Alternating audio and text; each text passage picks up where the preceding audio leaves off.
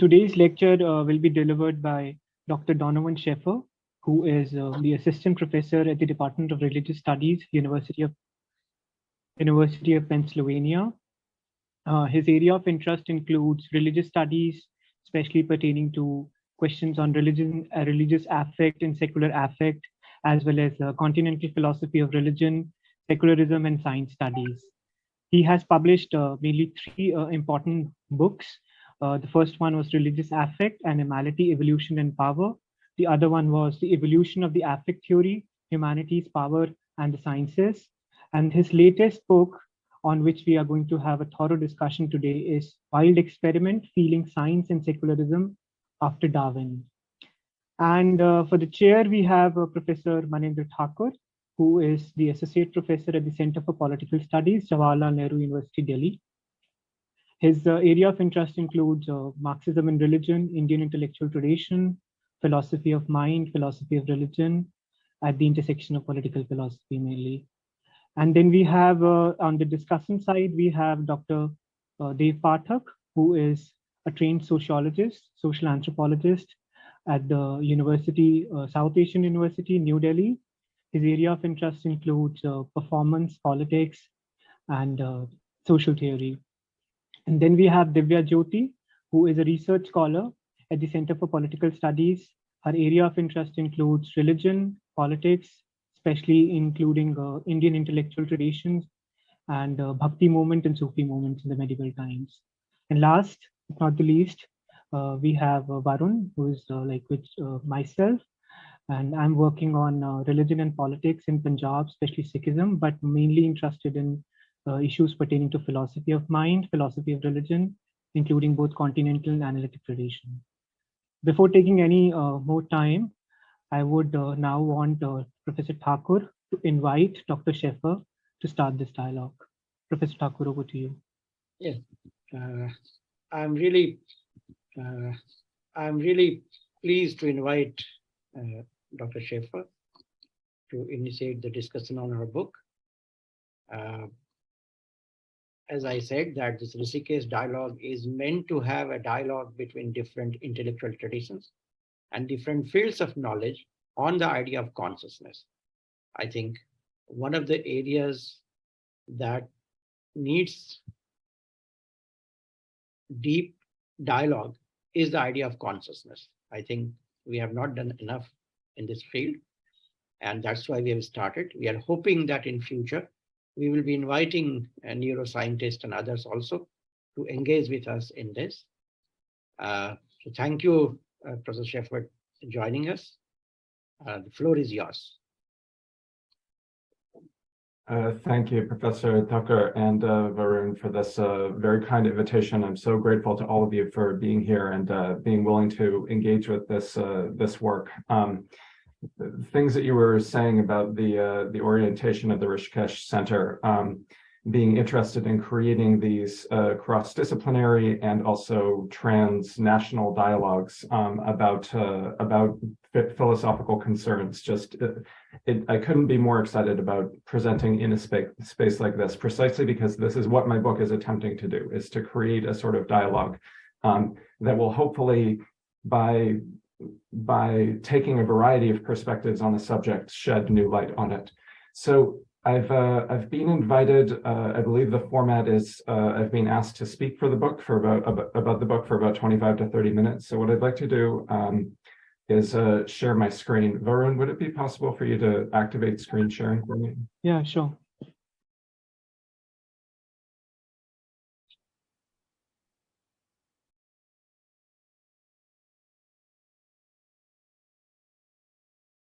Professor Thakur, can you make Divya the co-host? I think she will be able to do it better. No, you can share your screen, Schaefer. I don't seem to be able to yet. Now? Oh, there it is. Wonderful. Yeah.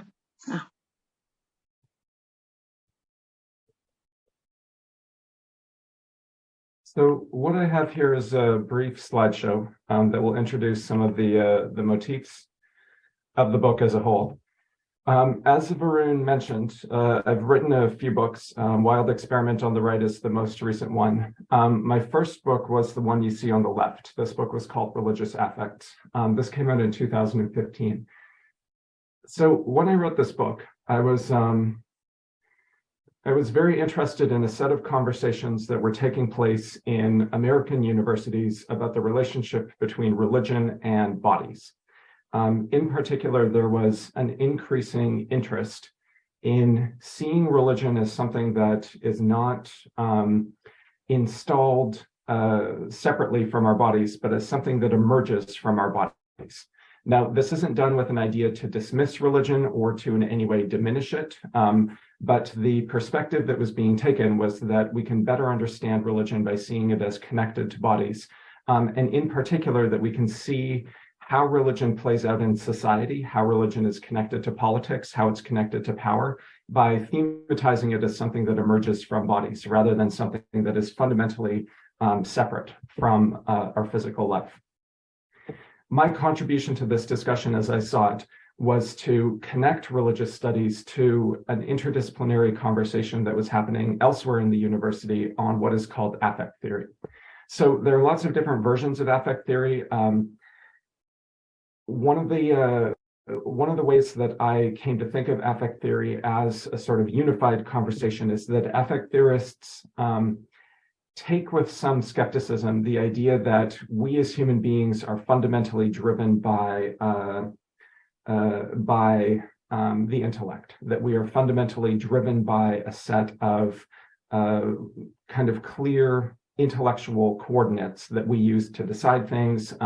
One of the things that affect theorists are very interested in is the role of feeling, the extent to which we are defined and determined in part by our feelings.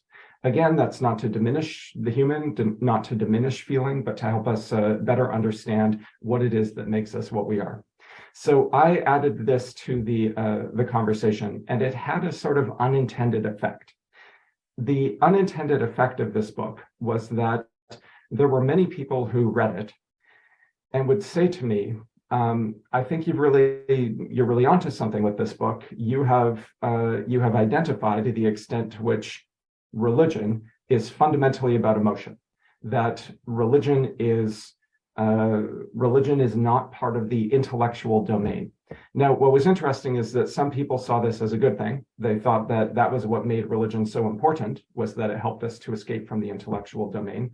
And other people saw that as proof that religion was wrong, that religion was an error because it was external to the intellectual domain. But neither of those interpretations was what I had in mind. My interpretation of affect theory is that we need to see feeling as the driver behind everything that we do, including things that we do that seem to be located within the realm of the purely intellectual. So I realized what I needed to do was to write a book about the relationship between thinking and feeling. And this was the book that I ended up producing with Wild Experiment. In particular, I was interested in the relationship between feeling and science, the way that scientific knowledge production, which is often represented as that which is the binary opposite of emotion, is itself actually shot through with emotion. And I was interested in this concept of the secular. There's an emerging subfield, the literature on what's called secularism studies. It emerges from philosophy. It's coming out of post-colonial anthropology. It's coming out of history. It has a number of different sources. I attached affect theory to that in order to show that partly what was being demonstrated in this literature is that what we call the secular, the space that is defined by the removal of religion, is also emotional, even when we aren't necessarily aware of it. So let me get into a little bit more detail on this. The title of this piece comes from this letter from Charles Darwin. Charles Darwin wrote this letter to a colleague of his at Kew Gardens in London. He was asking for specimens. The passage that I was particularly interested in was this: I am like a gambler and I love a wild experiment. You can see earlier, Darwin is asking this correspondent for lichens, like a very small plants, basically. And he says, "Heaven favor my madness. Please send me some lichens." They're lichens. It's not like it's some, they're not orchids, they're not chimpanzees, they're not some exotic, remarkable specimen. But Darwin, for some reason, is so fascinated by these objects that he describes his passion for them as a form of madness. Why? My argument throughout the book is that this is an illustration, here's the passage. This is an illustration of exactly what I'm interested in, which is the phenomenon whereby science itself is actually driven by emotion. And we can't actually understand even something as intellectualized as scientific knowledge production without attention to its emotional roots. So let me give you a kind of bird's eye view of this book by surveying 5 key points that I see as coming out of this volume. The first point that I want to make is this: the feeling-thinking binary is a construct. The idea that feeling and thinking exist in fundamentally separate domains is an idea that has a lot of purchase in the contemporary North American academy. Lots of, I would say most people at American universities accept that feeling and thinking are separate. And if you talk to people on Main Street, if you're just talking to ordinary people who are not necessarily scholars, they also think that feeling and thinking are separate. One of the things that you hear said a lot right now in our political conversations is don't use your emotions. Be reasonable when you're making political decisions. I am very skeptical of this. I actually think that this is the wrong way of thinking about things, and I'm very interested to get the perspective of the participants in the Rishikesh Center on how you see this, because I think that it's a very interesting misconception that has sunk itself very deeply into the kind of conventional wisdom in the North American Anglophone Academy. There are a variety of ideas about where the feeling-thinking binary comes from. It is not the job of this book to try to look for a point of origin. And to be honest, as much as I've studied this concept, I'm still not entirely sure what the answer is.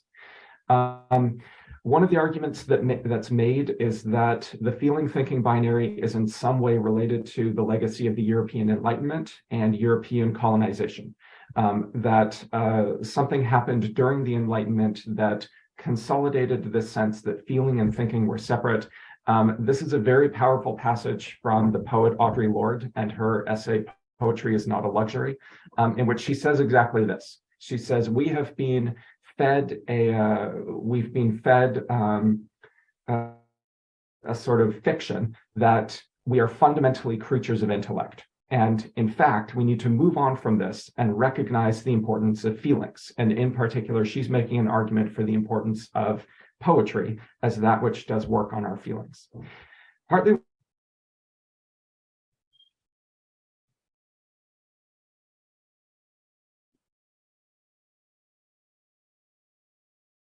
got disconnected, it seems, for some time. His voice is not audible. No, I think it's a network issue.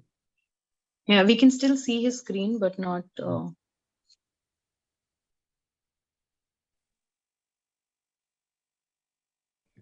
Can you send some SMS to him through this? Varun? Sir, To send him I have to mail him because I just have his email ID. Okay. Mail he might not see so quickly. Let's wait. There's some problem with his network, it seems. I think he will join in a few minutes.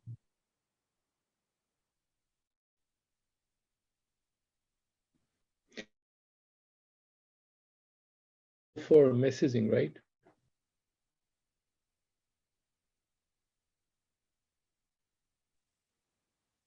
I don't think there's In the Zoom? But then that message, in order, easier.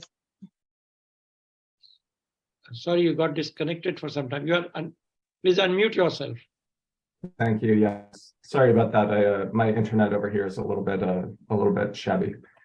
I'll pick up right where I left off. Feminist theorists have also made this case.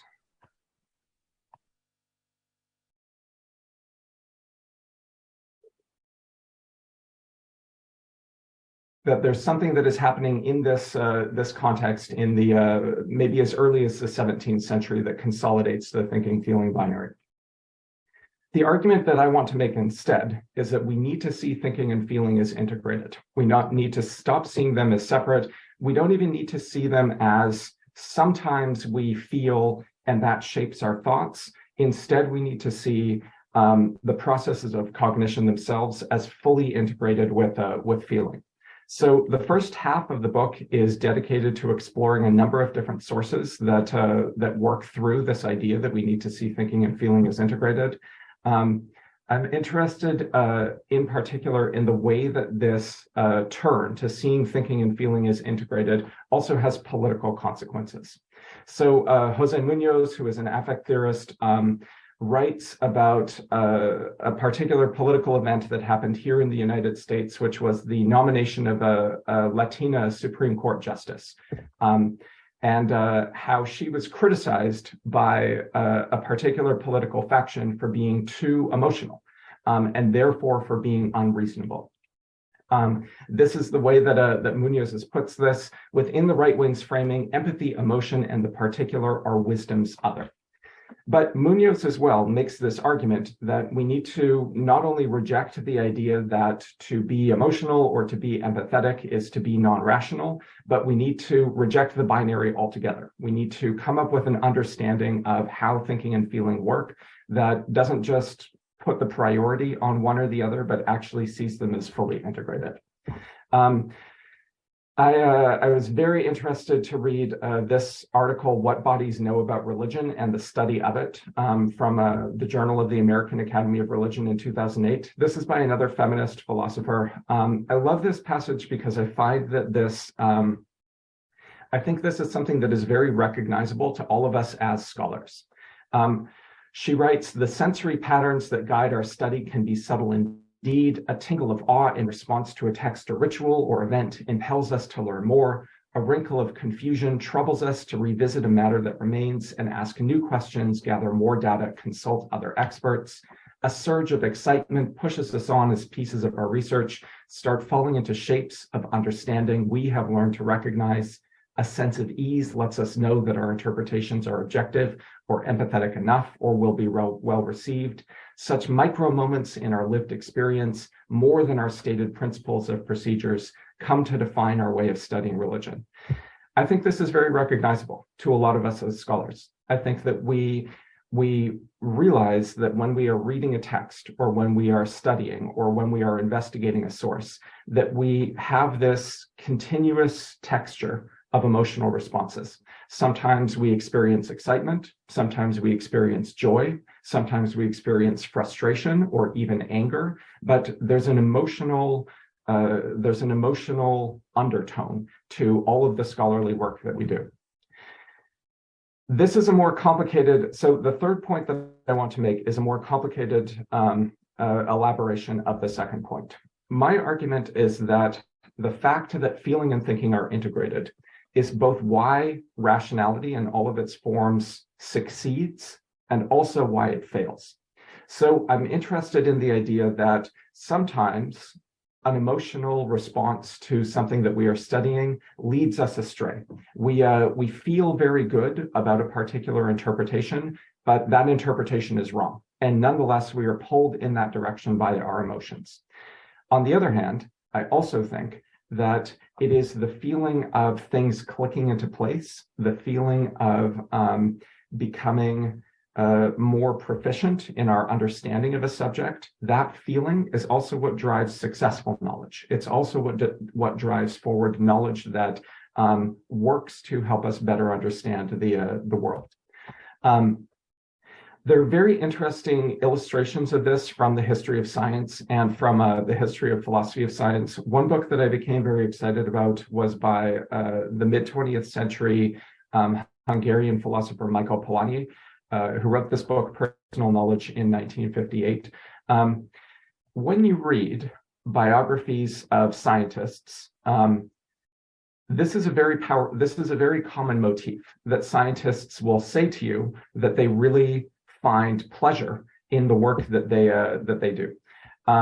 From time to time as an academic, you find yourself in conversation with somebody who is not in the same field as you. Maybe you're on a committee with them, maybe you're having a dinner with them. Anytime that I am finding myself in conversation with a mathematician, I ask them a simple question. I say, do you like math? Do you enjoy it? And invariably they say yes. They love math. They find math thrilling and exciting. And I find that very interesting because I think that the very fact that people find something as abstract as mathematics exciting, emotionally exciting, is an illumination of exactly what I'm interested in, which is this relationship between thinking and feeling. Crucially for somebody like Polanyi, though, this isn't just a byproduct. This isn't just something that happens by accident on top of doing mathematics. It's also necessary for the doing of mathematics. If you don't feel the connections between the pieces of information that you're studying, then you become intellectually inert. You can't do mathematics without feeling this scientific emotion. At the same time, I'm very interested in this idea that created by philosophers like William James, that there's something about solving puzzles that is itself very exciting. This is something that I think we all feel as scholars. When you find pieces of information clicking together, you feel that. That's something that we encounter as a kind of intellectual delight. At the same time, William James, who's very interested in this phenomenon, also has an interesting picture of how he sees thinking and feeling interacting, which is that he thinks that the best science is not just driven by excitement, it's driven by excitement that has been checked by another emotion, which is a kind of anxiety, a kind of nervousness about getting things wrong. So he creates a very textured picture of almost a kind of checks and balances model where you are driven forward by the excitement of making connections, but you also have a kind of braking mechanism, something that slows you down, that compels you to double check your work and make sure you're not making too many connections that aren't actually there. And this as well, James identifies as an emotion. So you see this creation of a kind of emotional checks and balances system where there's a forward motion, but also a kind of braking mechanism. Darwin says something similar to this. Sorry, I'm going to speed up a little bit here since I lost a few minutes. The fourth point that I want to make is that this means that some ideas are more seductive than other ones. One of the things that I talk about a lot in the book is conspiracy theory. So I don't know, I'm very interested to hear how this looks from the Indian perspective, but in North America right now, we have a very severe problem with conspiracy theories. Situations where extremely elaborate fictions about contemporary politics take very powerful hold in society.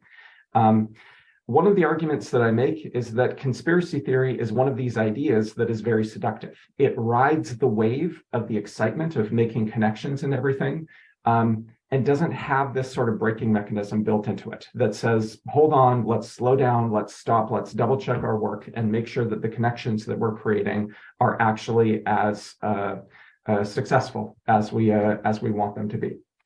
I make a similar argument about racism. So I'm interested in the idea that racism and what I think of as the process of racialization, coming to see another group as different from you, as beneath you, is not just a kind of intellectual mistake, but is itself something that is driven by emotions, and in particular is driven by these intellectualized emotions. I'm very interested in this approach from Eduardo Bonilla Silva, who is a Marxist sociologist who's very interested in how racism is produced, where it comes from, what holds it in place.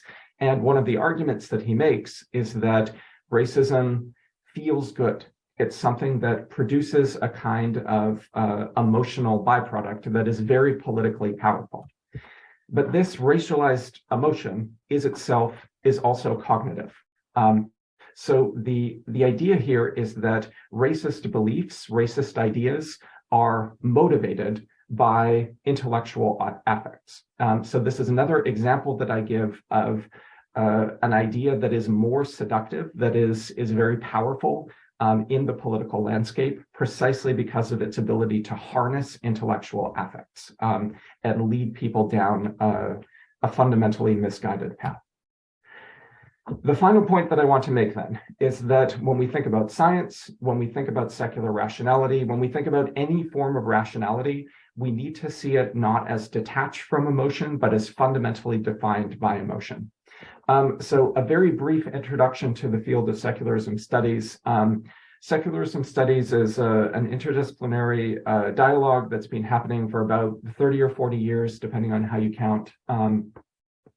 Scholars in secularism studies like to say that whatever the secular is, whatever the space of the removal of religion is, it's not neutral. It's not something that represents a kind of universal zone of enlightened rationality. It is itself formed by history, it's formed by culture, it's formed by society, and therefore it needs to be seen as a kind of plurality of formations of the secular, different ways of being secular. One of the interesting features of secularism studies is to say that these formations of the secular are not just about ideas. They're not just about what you believe or disbelieve. They're also about things that you do physically. They're to do with behavior. They're to do with sensibility. There's even an idea, a question that is asked in secularism studies as to whether we can talk about a secular body or secular bodies in the plural. Different ways of making our bodies secular. Sensibilities, affects, dispositions, what we might think of as a sensorium, a way of sensing the world that goes along with being secular. This has been developed in really interesting ways, and this was really the jumping off point for my discussion in terms of seeing secular bodies not just as bodily practices or bodily habits. Sociological concepts like habitus are very prominent here, but also seeing the secular as something that is affective, seeing the secular as something that comes along with a range of being emotional. What this particular essay that I talk about a bit in the book points out, though, is that very often the secular presents itself as neutral. It defines itself as that which is non-affective. My argument in this book is that we need to see formations of the secular, even when they present themselves as non-emotional, as fundamentally driven by configurations of feeling, whatever those might be. Okay, so that's a very brief overview to the book. Thank you very much for listening, and I'm really looking forward to the discussion. Thank you so much, Dr. Schaefer. It was really an enlightening experience to listen to the main thrust of the book. I think now I should call Dr. Dev Pathak to, basically start the discussion. If that is, what is it? Yeah, it's fine. Yeah. Dr. Pathak? Yeah, thank Do you. you want to speak? Thank you, Varun. I hope I'm audible enough. Yes, sir, you're audible. Thank you. Dr. Schaefer, it was once again wonderful to get some of these very the things which are there in the book have become clearer after listening to you.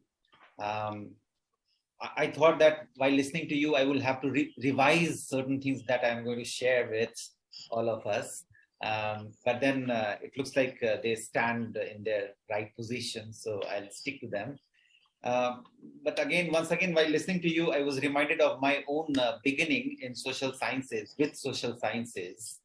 And right in the beginning, when some of us, and I'm sure many of the students go through similar kind of, or maybe a little different kind of experience, it was very shocking to hear that there is some kind of epistemological break between, a very typically Althusser's epistemological break between young Marx and adult Marx.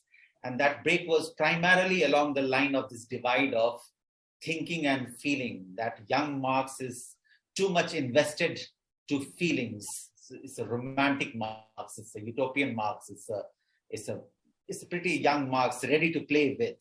Whereas the other one who is invested to thinking is not going to commit any error, any mistake, is very sophisticated and therefore more trustworthy. There is a certain kind of very clear picture of rationality that emerges from the adult Marx, and therefore the whole of Marxist politics in South Asia has been more inclined to that adult Marx, and we see the consequences today, right? The consequences also are because of this perpetuity of the divide between thinking and feeling, which you have very duly and eloquently questioned, problematized. And on that account, many of us would stand along with you. We instantly have certain kind of intellectual kinship with you as far as problematizing this binary opposition of thinking and feeling is concerned. A lot of things can be said. You have marshaled wonderful amount of literature. The book offers plenty for many of the young scholars, and some of us as well would get opportunities to discover and rediscover a lot of philosophers, thinkers, literary theorists, affect theorists, wonderful things to discover and rediscover from classical to contemporary. And that way, it's very impressive amount of intellectual labor that has that shows in the book. Absolutely no doubt about it. The tacit as well as not so tacit is very explicit influence of Michael Polanyi's influence that you have mentioned in your presentation as well.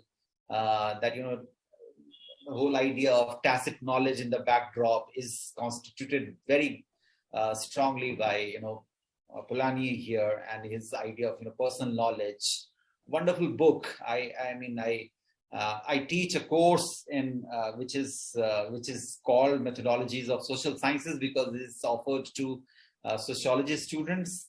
By and large, it's constituted by debates on science and scientific epistemology, philosophies of science, and that's where I tend to flirt with Polanyi's ideas, while obviously discussing Thomas Kuhn, which you have also done, but you have given due importance to Polanyi, which doesn't happen very easily, right? And then many of us in South Asia tend to go from quickly from Polanyi to Thomas Kuhn in great deal, and then we jump to troubled water that is given to us by Paul Feyerabend, which you do not do. You take a better I do not know, but you take a route which is qualitatively different. And that's where I stand with my questions when I am talking about the book. The first thing first, and that is that in spite of such importance given to the idea of affect, which will get personalized, affect is personal, and at times it is personal and public at once. And in that kind of context, one wonders how much of personal is going to appear in ink in the book. Throughout the wonderful discussion, impressive discussion, but somehow one longs for more personal account of the author, which appears in very intellectualized version, but then personal cannot be so intellectualized as you have rightly tried to show in the book. So the personal of the author, somehow, I do not know for what reasons, for the reason of intellectual safety, we all feel unsafe in front of our peers, and therefore probably we have to dress up properly so that our personal is visible only in the way we would like it to be, the way we have scripted it. So that was one thing, but that may be also taken as an aside, a lighter aside. To come to more serious part, as you have rightly established that thinking is feeling, thinking is felt. And in the same breath, I started thinking right from the beginning of the book till the end, then the same thing can be said about feeling. Feeling is thinking. And many of the anthropologists, from American anthropologist Franz Boas, coming down to structuralist Levi-Strauss. And with Levi-Strauss, we begin to see that the savage mind may have most sophisticated variety of technicalities in the backdrop. There is a wonderful sophistication, technological sophistication and rationality of sort in the backdrop of everything that a savage mind would like to offer, be it kinship network or for that matter, primitive art, primitive practices, ritual performances, so on and so forth. So, which means that feeling was, ever since the time of primitive, feeling was thinking too. Feeling was well thought out feelings, right? Feeling had its own rationality. And probably this was the reason why, while criticizing René Descartes, which you have, I mean, your book is a significant departure from the Cartesian dualism. It's a wonderful testimony to the fact that the dualism was in its very inception little on wrong side. And Gilbert Ryle had very fastidiously tried to show as to how mind is not that capable as Cartesian framework would try to show, is because it is out of space, and body is more capable because it is in the space. This was Ryle's idea. But here it's, in your book, it's not continuity with Ryle, it's instead something else happening. Here you would like to, in fact, show as to how reason is itself an affective category. Reason is felt. Reason is, in many ways, embodied, and therefore reason has to be revisited in that way. I would also, because you also refer to Talal Asad quite a few times, and it's very significant in your discourse, one also was reminded of this kind of, anthropological binary opposition, which was created long time ago through a certain kind of Orientalist discourse in which Orient felt and Occident thought, right? And this is perpetual. Even Edward Said said that in university campuses. Edward Said's that Orientalism book, a lot of us read the first part of the book very seriously. By the time we come to the last part, probably we think that we have understood everything and we do not pay attention. But in the last part of the book, Edward Said made very significant observation, which was about the perpetuity of Orientalism in university campuses, in higher education, right? And I was feeling that probably there is that perpetuity even now in the place, because somewhere we think that there would be, if not whole of Orient, there would be certain part of the Orient which will only feel. Like, I remember Gopal Guru writing about theoretical Brahmins and empirical Shudras, which basically was to deal with this bifurcation that some of those who would be just feeling would be in most regulated manner collect empirical data, and those who can think would ponder upon those data and construct certain kind of theories. So there is this perpetuity you see in some way or other about this, Orient and Occident thinking and feeling.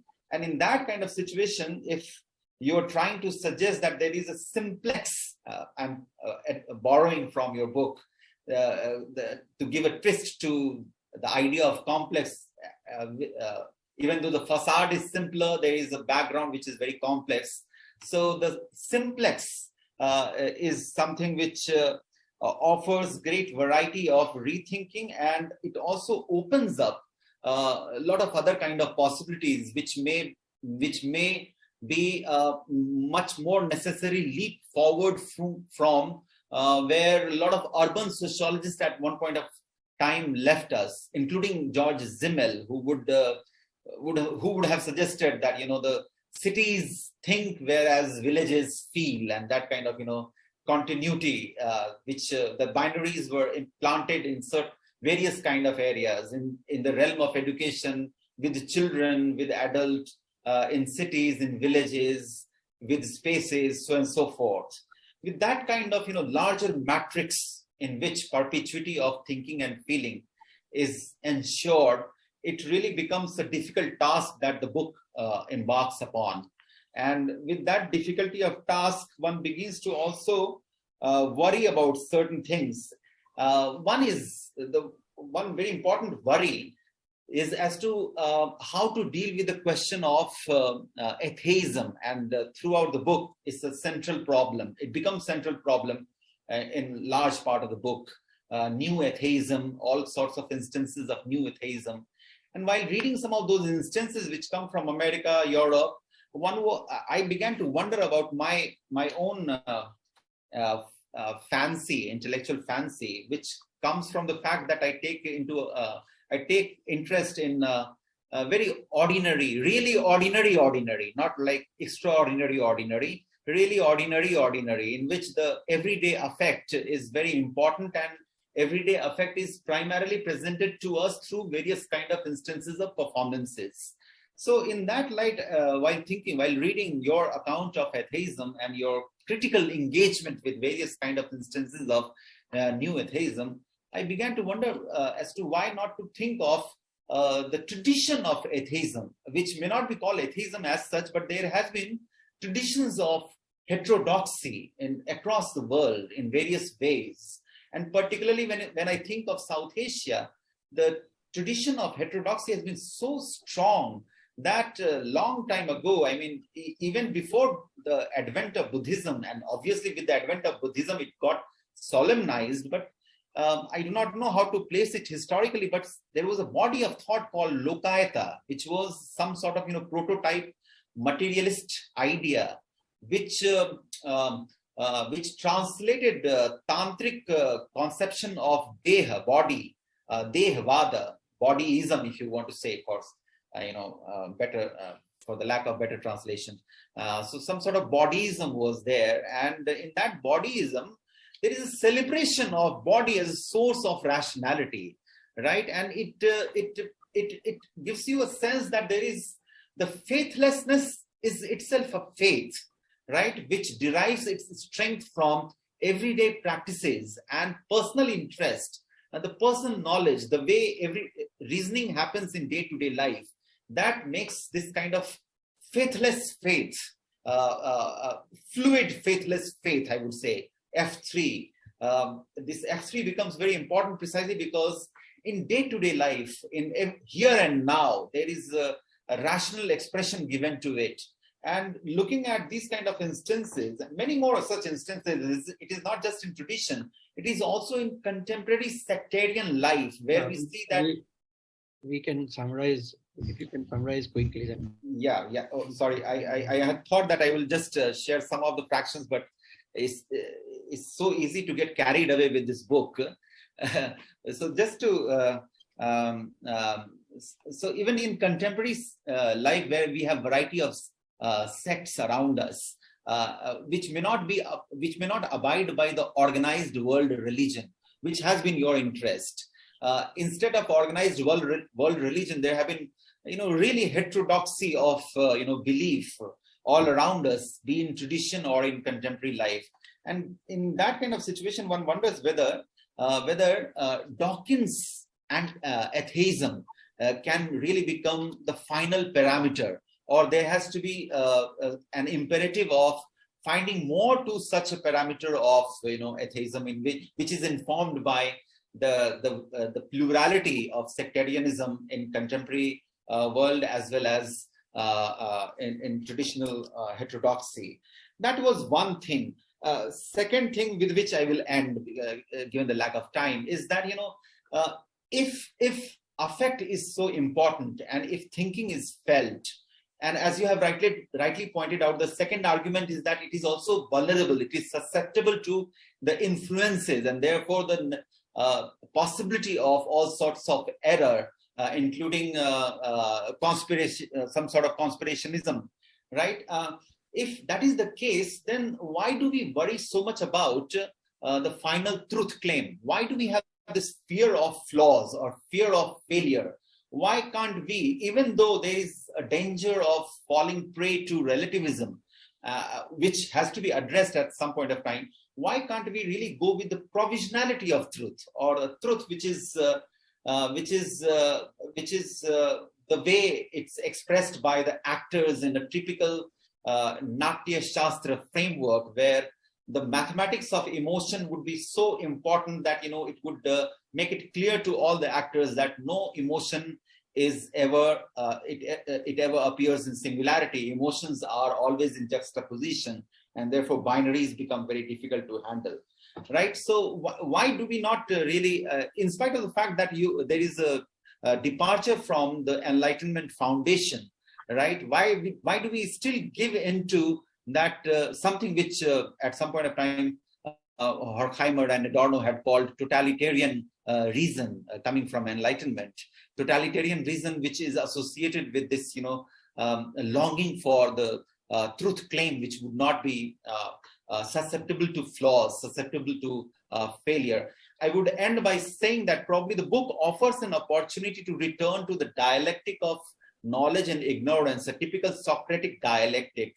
However, your interest as an author in the book seemed to be somewhere to find some sort of successor science, as feminists argued, successor science of affect as far as secularism is concerned. I have not talked about secularism. I'll stop here. If there is second round, I will come there again. Thank you.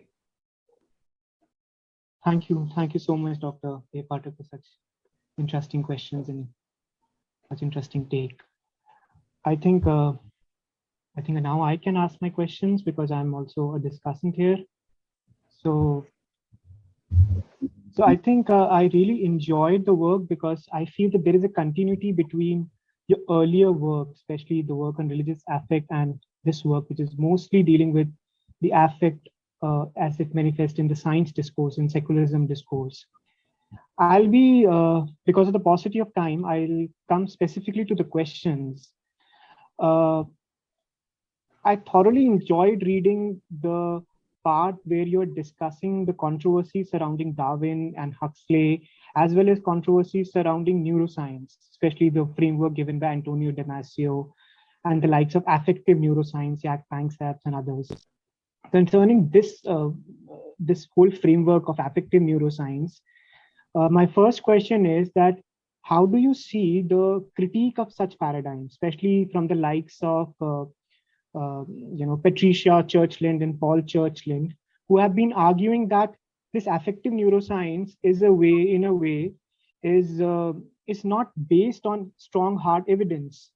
For instance, they have their own framework of eliminative materialism, where they would say that mind should be now seen as part of folk psychology, as a remnant of folk psychology, and this very framework of attributing emotion or some kind of consciousness to matter, as it is seen in affective framework, is an idealism of a sort. How do you see, first of all, the critique of affective neuroscience paradigm from the likes of eliminative materialists? My first question is about this. And the second question is regarding the controversies surrounding the whole discourse of Darwinian evolutionary biology. While reading your last chapters of, the last 2-3 chapters, which focuses on Darwin and controversy surrounding Darwin, you have been sort of articulating an ontology of accident, if I'm not wrong, which sort of resonates with the framework of Catherine Malabau and his work on plasticity and all. In this, taking this into consideration, my question is that I feel that ontology of accident is a double-edged sword, in the sense that definitely we know that the notion of plasticity can be used for progressive politics and is conceptualized by Catherine Malabau as a framework for formulating a certain kind of radical transformative politics. But it somehow takes the idea of flexibility given, and then there is a potentiality that it can lead to certain kind of neoliberal governmentalities. It can pave the way for neoliberal governance.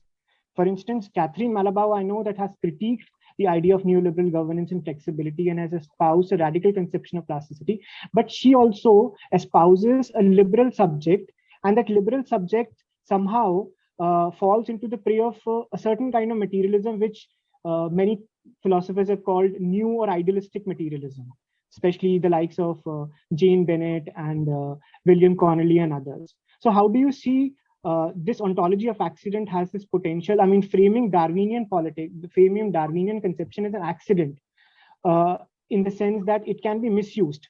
Of course, Darwin has been misused earlier by proponents of eugenics and all, and you have been arguing that Darwin should be used by progressive thinkers, and Darwin's idea have been used by progressive theoreticians like Richard Leontin and others. But there is still a danger in misrepresenting Darwin, especially concerning that there have been simultaneously the contemporaries of Darwin, especially Alfred Wallace, as well as not the contemporary, but another interesting French philosopher, Henri Bergson, who had formulated his own idea of evolution, which was not the evolution of the bodies, but which was something called creative evolution, which is an immanent psychological force, which is not accidental, but simultaneously, which is also not teleological.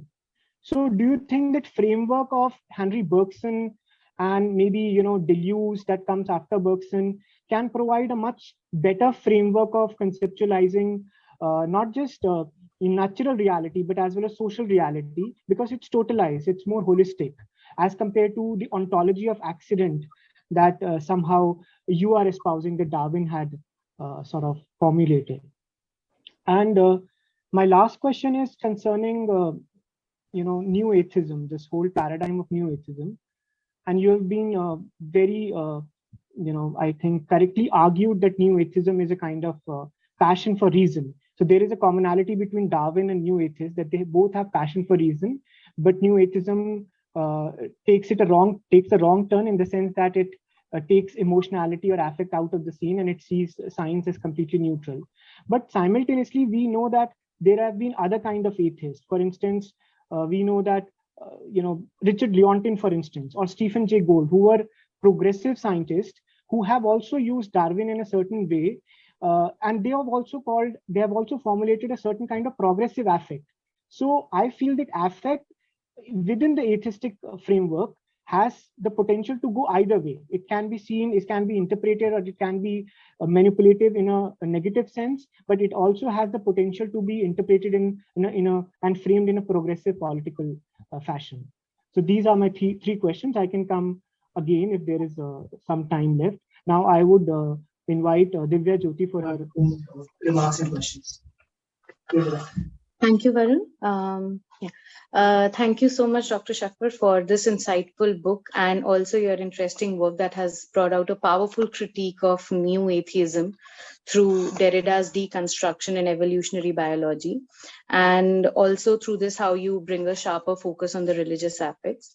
So my question would be relatively simple, and it would be mounting on the Sokal's hoax that surfaced in the decade of 90s. So the question I wanted to ask you is, how do we see a link between scientific epistemology and social action? Because this is something that the positivist critique builds upon. And how does affect theory features into this entire discourse of scientific epistemology and social action?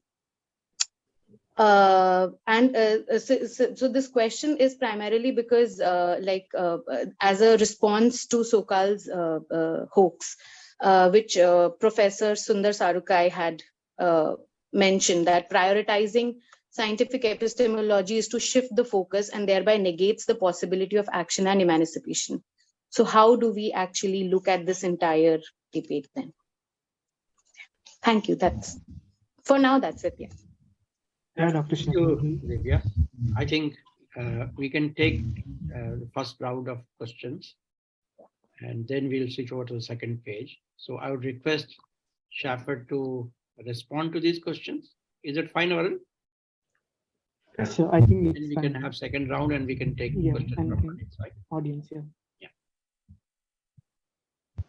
Okay. These are my notes. I will try to I'll try to keep this relatively structured. It was so fascinating to hear these responses, and I just could not be more grateful to all three of you and to everybody here for engaging this and participating in this conversation. It is intensely interesting to me to hear what is resonant in different aspects of this book to different thinkers in different fields and to different research communities. So I just could not be more grateful for all of these responses. Where to start?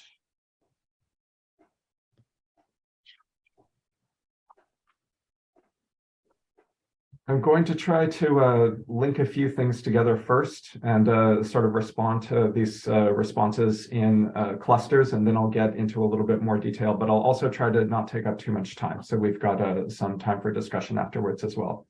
So one of the motifs that I thought was coming out across a few of the responses was this question of the relationship between various iterations of atheism, feeling, and politics. This is a question that I find extremely interesting and that I would love to see more work on. So I would be very excited to see some of these ideas developed into papers or publications. If anybody wants to talk to me about that, please reach out. I'd be delighted to be involved in something like that. I think that I'm largely in agreement with the spirit of the questions that have been put to this book by Professor Pathak and by Varun. I'm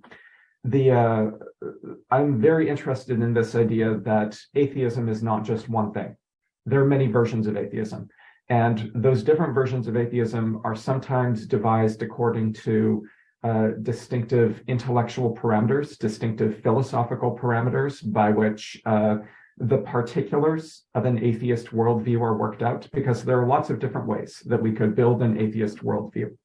But I think the point that is emerging here is also that those different varieties of atheism are defined not only by their philosophical differences, but by their affective differences. That the way a particular formation of atheism feels is going to be driven in part by the ideas that configure the philosophical framework of that particular atheism, but also by the history of that atheism, where that atheism is coming from. So a lot has been made of the new atheism of the kind of 2000 to 2010 era as emerging from a particular historical moment. There was a response to the rise of the religious right in the United States. There was the response to the 9/11 terrorism attacks of September 2001. That gave it a very particular history. I'm also very interested in that chapter in discerning where the new atheism came from scientifically. I don't think that it's an accident that new atheism emerged from an intellectual tradition of sociobiology, of interpreting evolutionary biology in a particular way. And that's part of the argument that I make in chapter 7, is that we can get an interesting clue to the nature of the new atheism by looking at where it came from, looking at its scientific roots.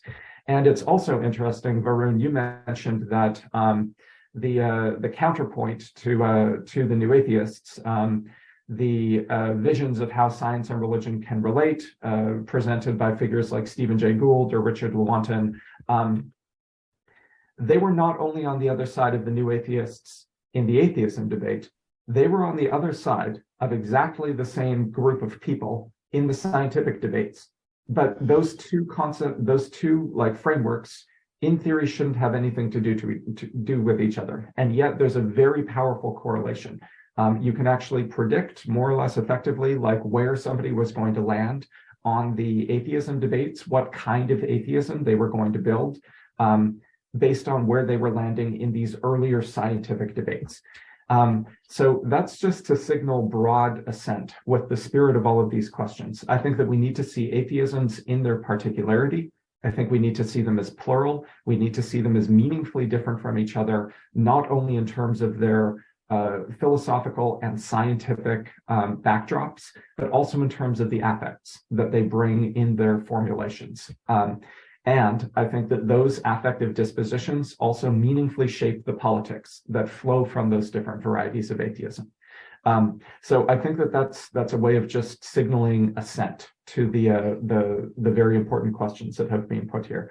And I particularly liked Professor Pathak's, this is something where I'm just really embarrassingly ignorant, but opening a window into a variety of classical Indian atheisms as well, and different philosophical frameworks from the Indian intellectual tradition that can be brought into this conversation. There's a sort of joint question between Professor Jyoti and Varun about scientific epistemology and the extent to which a scientific epistemology dictates a particular political orientation. And I think that's very interesting and important. So I would say, first of all, I think that just as we've been talking about atheisms as having a plurality of philosophical postures, a plurality of affects and a plurality of political implications and agendas, I think we can say the same thing about scientific epistemologies. I don't think that there's just one scientific epistemology. I think scientists, certainly someone like Feyerabend is going to agree that scientists are doing something that appears unified, but actually has a lot of texture to it, actually has a lot of internal variation. So my first point would be that I don't think that there's any one scientific epistemology. To the question then of whether a scientific epistemology leads to regressive politics, whether it leads to an anti-politics, I would push back on that. I would say I think that the variety of scientific epistemologies lead to a variety of political positions. I would also say that I think that Darwinism in particular is actually very plural. One of the reviewers for this book actually challenged my use of the word Darwinism. This was a reviewer who identified himself to me, and he pointed me to an article that he had written, a wonderful article about the word Darwinism itself. And he pointed out that even in the 19th century, the latter half of the 19th century, in the scientific debates, by the end of the 19th century, Darwinism meant many different things. Even the word Darwinism had a range of different denotations that led that one word in very different directions. So I wouldn't say that there's any one Darwinism, and I don't think that it's necessarily right then to say that Darwinism necessarily leads to neoliberalism, just as I would say it doesn't necessarily lead to eugenics.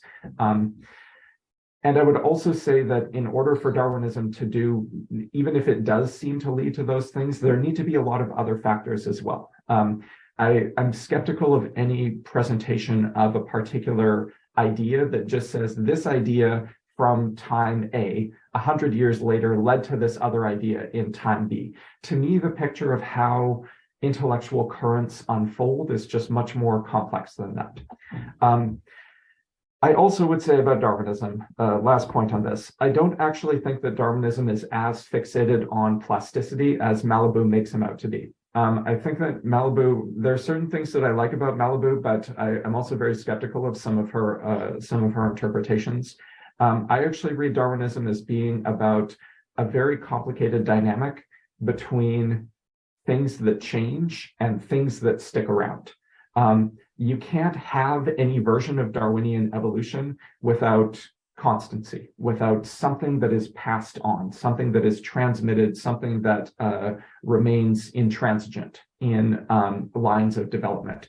But there is also change. There is also variation. So I would say that rather than seeing Darwin as a thinker of maximum plasticity, I would say it's better to see him as a thinker of a dialectic between things that change and things that don't change.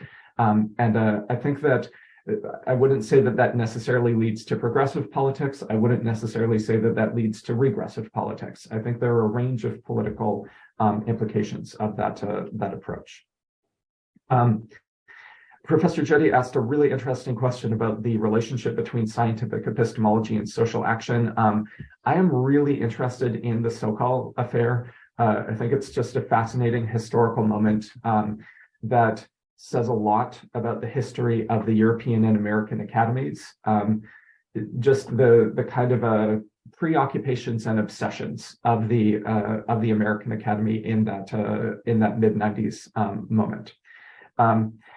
I have a brief reflection in chapter 7. It's very brief. It's easy to miss, where I talk about the hatred of postmodernism, this thing that gets called postmodernism, and how this hatred of postmodernism is in part a hatred of something that refuses easy answers, that insists on a kind of level of historical complexity, a level of intellectual complexity to particular problems, that I think a certain kind of scientist, I wouldn't want to say scientists in general, but that I think a certain kind of scientist experiences is very frustrating. There's a desire for simplicity. There's a desire for easy answers. There's a desire for a science that produces very efficient machines of explanation. And when those machines get complicated by injecting history into the mix, there's a visceral frustration there with the denial of that pleasure. At the same time, and I didn't talk about this as much in the book itself, I think that there's also a kind of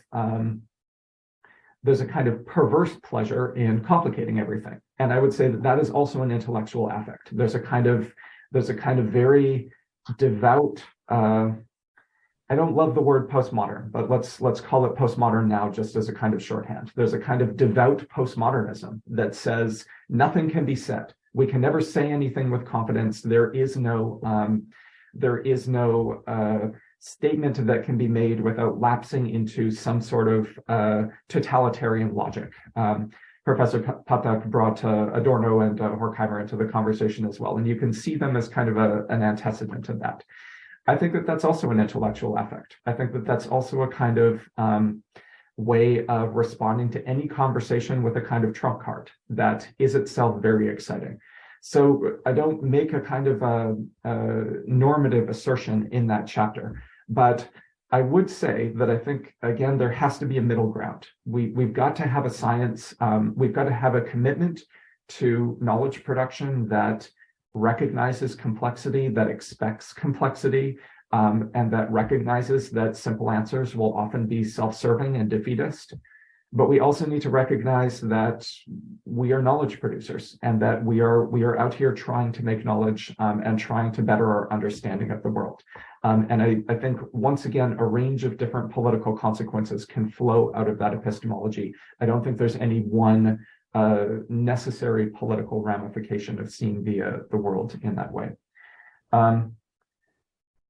Yeah, there's just a wonderful wealth of material here, and I could probably talk for several more minutes, but I'd really like to turn the floor back to other speakers. Thank you.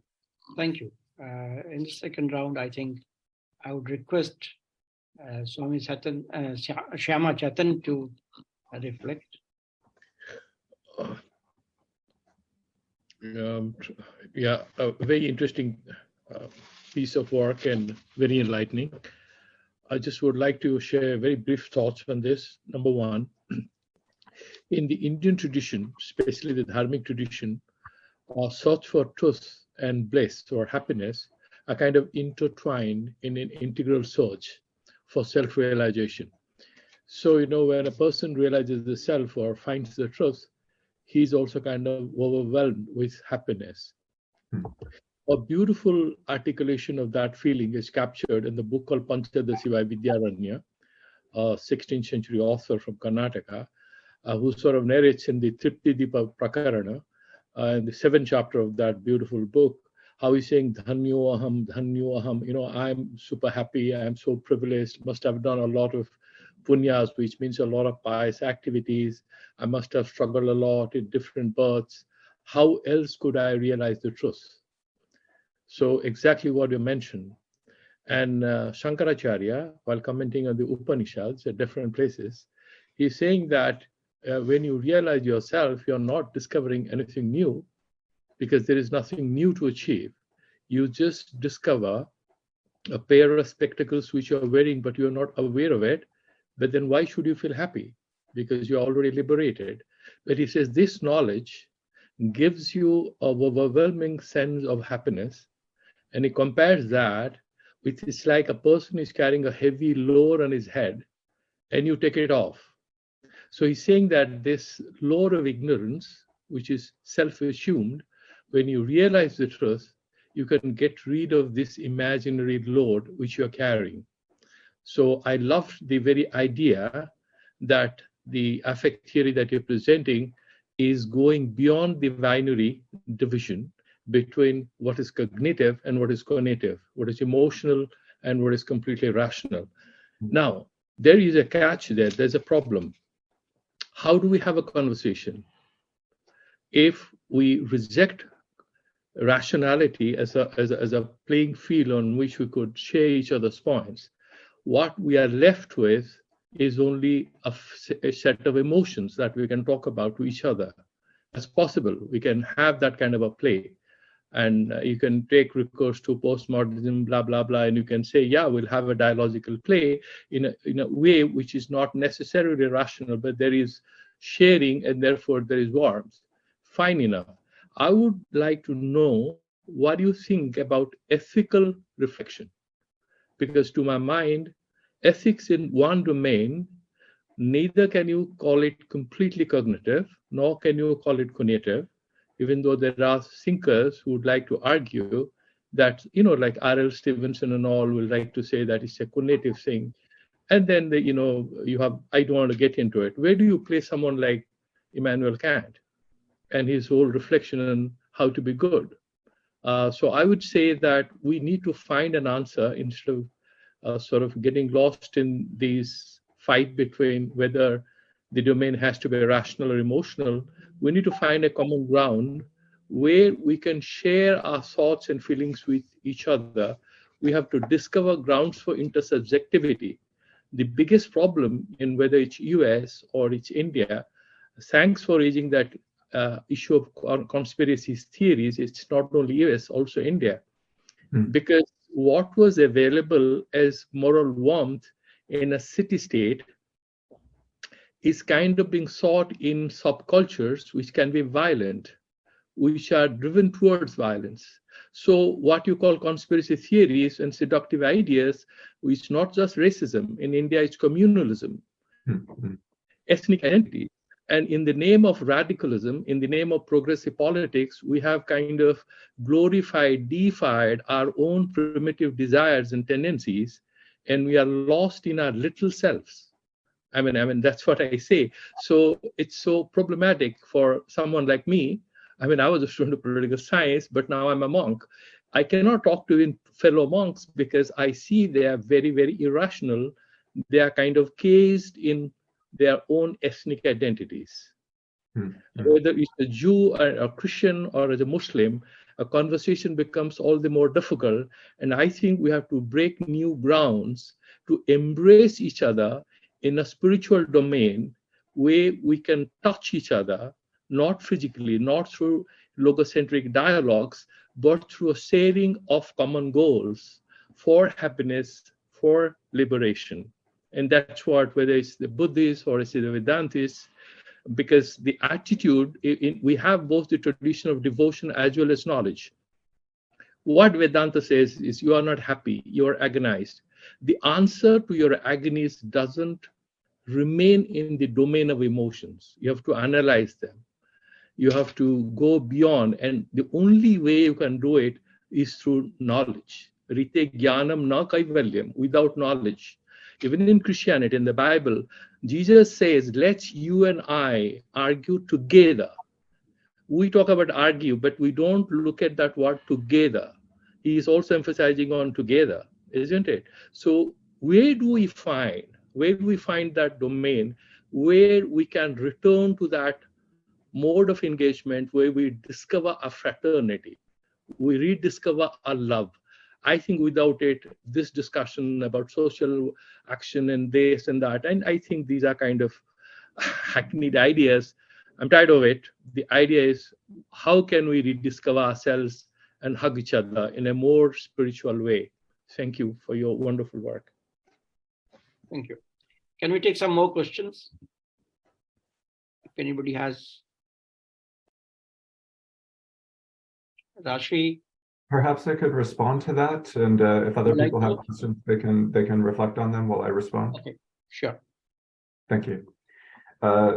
Thank you so much for this wonderful reflection. This is just so rich in and of itself. I especially love this bringing these Indian intellectual traditions into the conversation. I know a little bit about Vedanta, but I'm by no means an expert. So it's fascinating to hear how that approach resonates with some of the perspectives that I'm developing here. I would say about ethical reflection that I think that ethical reflection, more generally, I think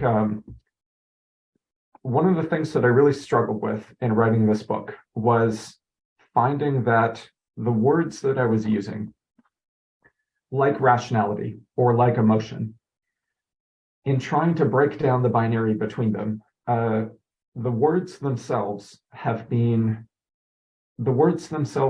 shaped in such a way, they've been designed in such a way to make the binary very hard to break down.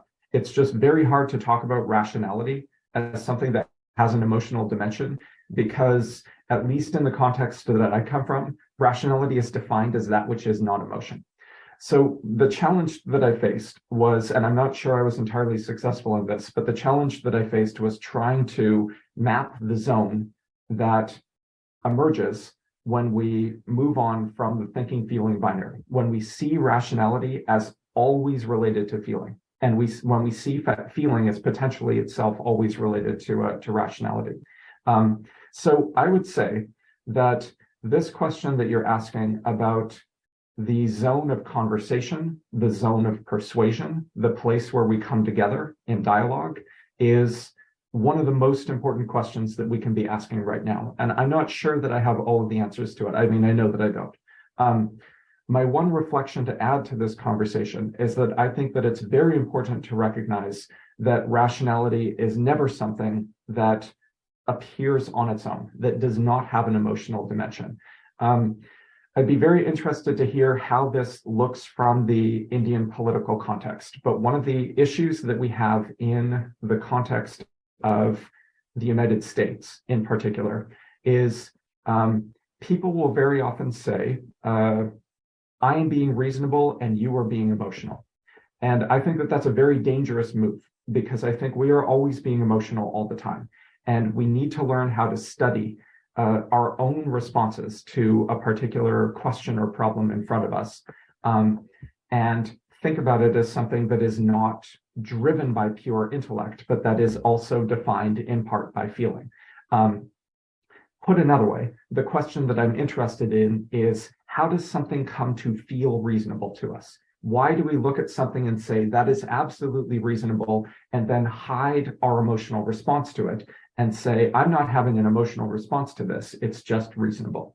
And I think that cultivating a habit, cultivating a kind of set of self-reflexive processes. This is where I really resonated with your conviction of the importance of self-reflection.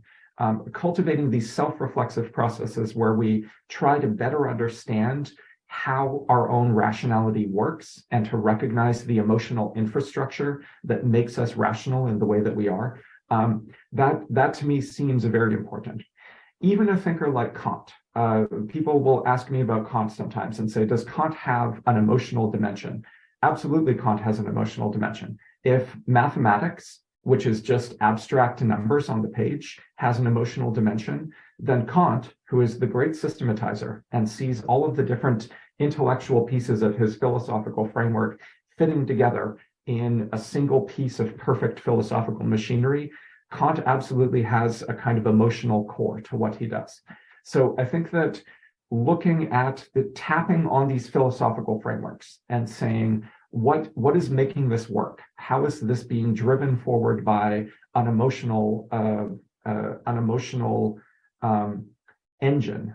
I think that is incredibly vital for creating this conversation where we are able to meet each other and to determine what our shared priorities are.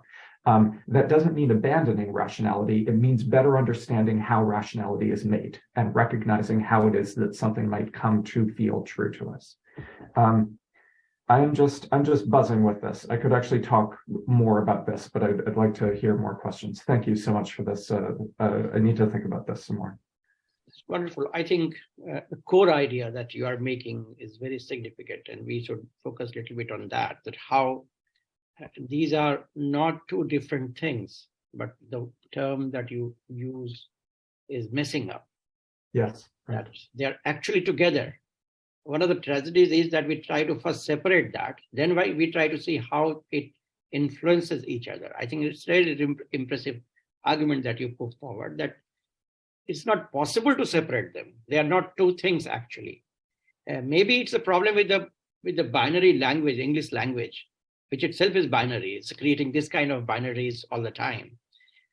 So maybe it's rationality itself is emotional, and emotional is rational. Means like ethical, I think sometimes a binary is created between ethical and rational. People like Gandhi suggest that ethical is rational and rational has to be ethical. They cannot be separated. The separation itself has a politics. I think that is the central point that you are making, and that is a very interesting point. Anybody else who wants to bring a question on the table? I love that. I love that statement. The separation itself has a politics. I might have to steal that if that's okay. Rashi? Manindra, I just saw this question by somebody called Pragya. Yes, beautiful. yes. I would like to read out. Yeah. If she wants to sort of, the question everybody can read. She's saying. Or let Pragya ask it. Pragya is there. I think she can ask it. Pragya, you would like to ask? Switch on your camera and ask it, please. Or if you don't want to switch on camera, doesn't matter. You can ask.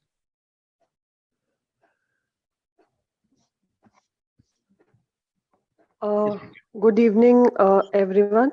I would like to ask that has anyone applied affect theory to the field of mediation, especially transformative mediation?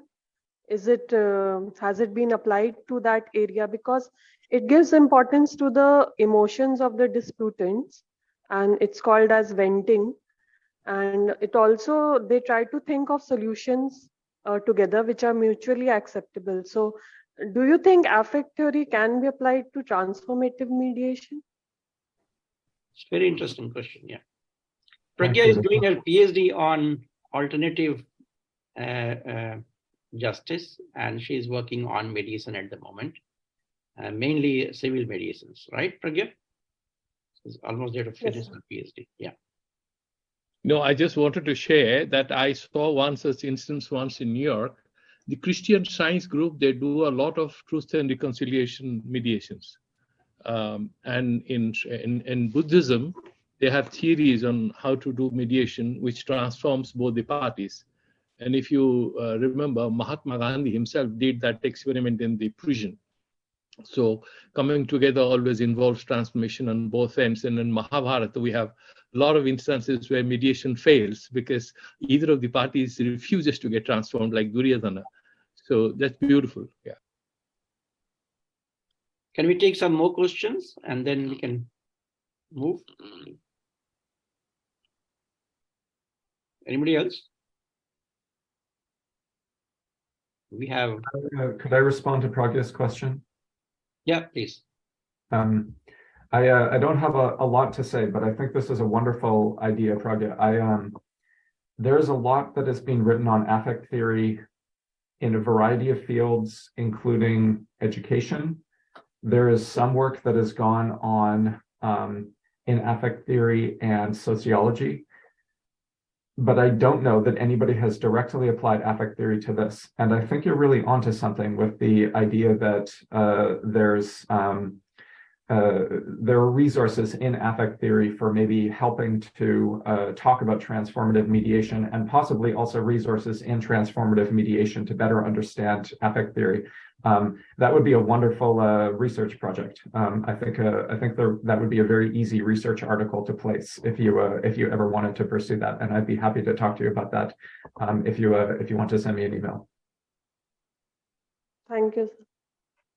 Yeah. So Kushal wants to ask him. Who? Kushal has raised his hand. Yeah, he wants please. to ask a question. Yeah, I hope I'm audible. Yes, Kushal. Yeah, you're audible. Kushal, can you thank you, switch on Donovan. your camera also? I've never met you. Or it's So you have Sure, met sure, him. sir. You have technically. So we have him. met once very briefly. Okay. All right. Yeah. Ah, Hi. good. Let me just lower my hand. Yeah. Good to see some thank you more so much. bearded chaps around. Yeah. I think that sort of goes with, I mean, I don't want to get into any cliches, but maybe that sort of goes with the orientation. I don't know. Thank you so much, Professor Schaefer, for this talk. I mean, it's not so much of a question, but also kind of an observation. I think one of the fields that has sort of sustained this myth of this distinction between emotion and intellectual, at least in the Indian context, is law. And lawyers and judges are always sort of, talking about this idea of how law is separate from the domain of emotions, and law is something which is objective and therefore intellectual. But I think there's a lot of work happening right now that sort of challenges that, especially coming from feminist thinkers and from the position of caste-based critiques of law, that is saying that even in this so-called universal objectified rationality, there is certain kind of bias and certain kind of emotion that is working, which sort of places the heterosexual male figure as at the center of all of this. But so one of the things that I want to say is that, at least in the Indian debates on secularism, from whatever little I've read, I think there has always been this sort of understanding that the two domains are sort of connected. And one example of that is, so one of the interlocutors in the debate on secularism has been Partha Chatterjee, who has distinguished between religion as faith and religion as an ideology. And religion as an ideology sort of brings in that, that the duality of intellect and emotion. It sort of tries to bring the two together. So how much of this debate is, what I'm trying to say is that certain elements of this realization that the two are not entirely separate has always been there, at least in the intellectual tradition. I'm not making a claim about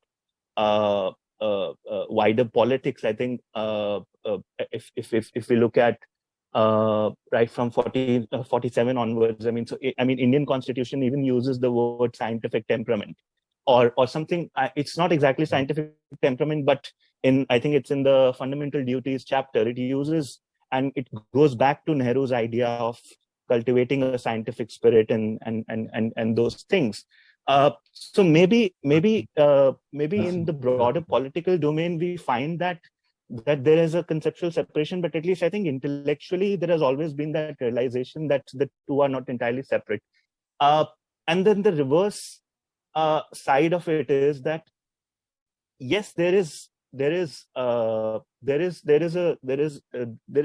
two are malleable, the two are together, but isn't there still to be a conceptual separation to be made between the two? For instance, if you talk about rationality, I think one of the very important things that we associate with it is kind of a historical analysis, which is not necessarily present when we're talking about emotion. Emotion is more immediate in that sense, right?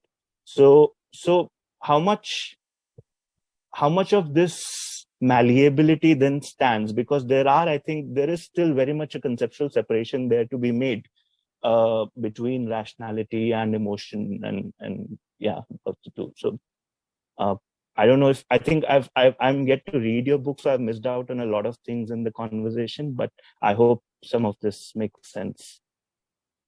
Thank you. Yeah, that's a wonderful set of reflections. The first thing that I will say is that I have often thought that one of the places where you can most see the need for an affect theory intervention is in certain institutions that I would call liberal, and that have their roots in various intellectual traditions going back to the Enlightenment, where there is a huge amount of emphasis placed on what a speaker says. And there's this very strong sense that what a speaker says is a disclosure of their true internal self and what they believe and what they think. So you can see this in institutions like law. I think it's fascinating to hear your reflections on how this plays out in the Indian context. And it sounds like the conversations there are more advanced than I think they are here in the US, where in the US, there is a huge amount of emphasis that is placed just on the words that people use, on what people said.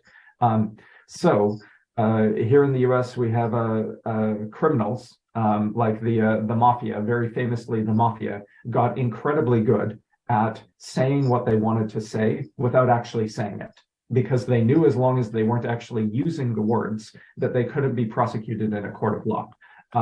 So there was a kind of arms race historically over the course of the 20th century between criminals, the mobsters, and legislators, with legislators trying to pass more and more sophisticated legislation that would get around this problem.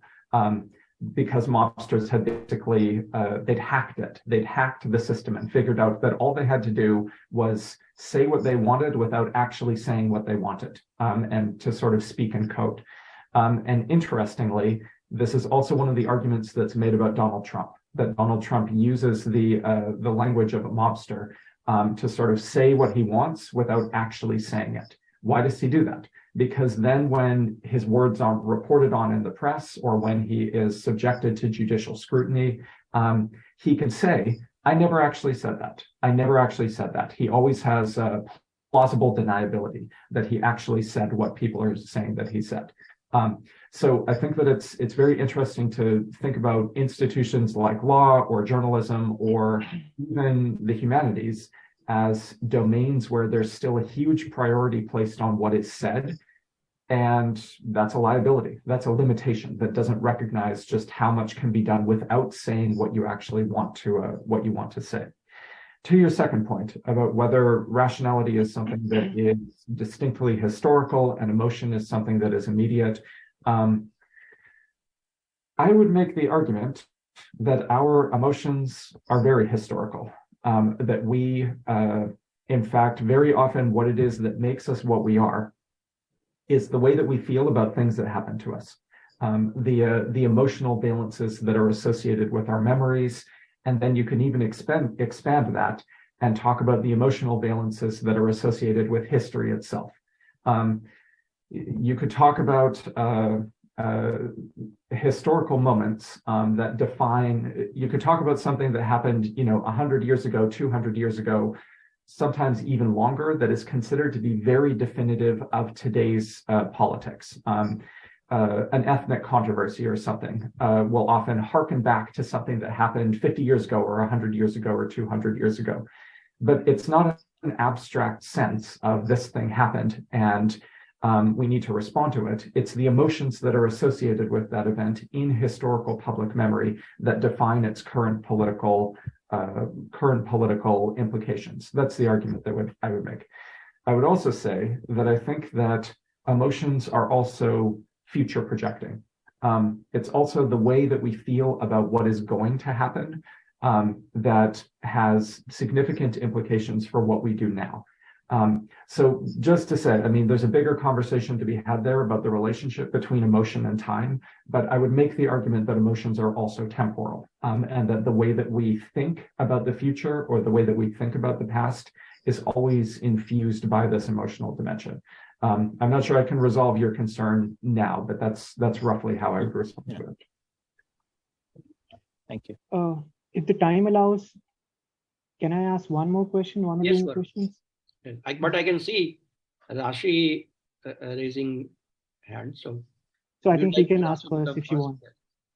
Yeah. I'm sorry, sir, because I haven't really been able to follow the discussion since the beginning. But I have this question, which is, I think, more general, and I hope you'd entertain the question at least. So we read in Iqbal's Is Religion Possible? He refers to pure objectivity of the religious experience, which cannot be communicated. And so he emphasizes a lot upon silence. And silence is something which I think several religions do emphasize upon. So I was wondering, how do you see the possibility of that communication taking place through affect, as in not without maybe so much use of words or gestures, but silence and affect? So yeah, that's mostly my question. Thank you. That's a wonderful question. Thank you. I actually think that an attention to affect, an attention to feeling and emotion is very effective for explaining the power of silence. for explaining why it is that silence could be as effective as it is in shaping a particular situation of communication.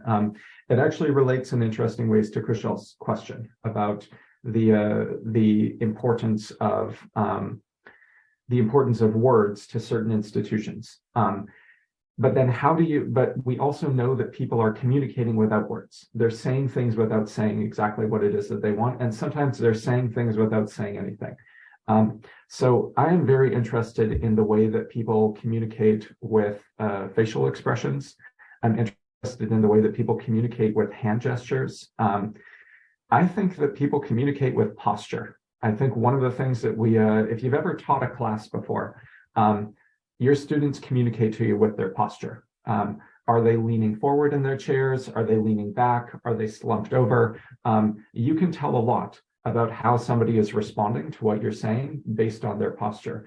And also, if you've ever taught a class before, you know that your students they can throw you off. I always tell my students, you think you're invisible. You think you're behind like what do you call it? Like a one-way mirror, like they use in an interrogation room. That you can see me and I can't see you. But sometimes you'll look over at a student and the student is, playing on their phone and they're totally not in the room with you. They're just somewhere completely different. And it just distracts you, like it just takes you out of it for a moment. They didn't say anything to you, but they communicated with you. So I think that this is an incredibly interesting question, and I would love to see more scholarship on it because I don't think enough research has actually been done on exactly what you're interested in, which is the ways that people communicate even without using words. And so especially the religious experience, I think, because that's what Iqbal called pure objectivity. So that was very intriguing, I think, like why would he refer to it as purely objective and that which cannot be actually put into words? So religious experience in particular was the question. So. Yeah, I find that very interesting. How are religious teachers using this? How are priests or monks or ministers using silence? I think that very often what makes an effective religious teacher is that they don't just have a lot of words in their head, they don't just have a lot of ideas, but they have a variety of different ways of communicating which are not just words. And I think that your point that religious communication in particular is often amplified by using these nonverbal techniques is very interesting. Yes, and the persona itself could be communicative, isn't it? Yeah, Varun. Yeah. I was wondering that, the idea of metaphysics, for instance, if you see the work of Mary Rubinstein, a book called Closure of Metaphysics and the Opening of Awe, Strange Wonder. I don't know, but sometimes I feel that metaphysics or ontology as a domain has sort of been relegated in the continental traditions, including the philosophy of religion. For instance, when we make a distinction between abstraction, reason as abstract and metaphysics as abstract, and bodies are immediate, emotions are immediate, we tend to assume that when we relegate metaphysics and when we say metaphysical abstractions are nothing but sort of, rational obscurantism, if I can use the term, rational obscurantism, rationally, trying to sort of make it more obscure.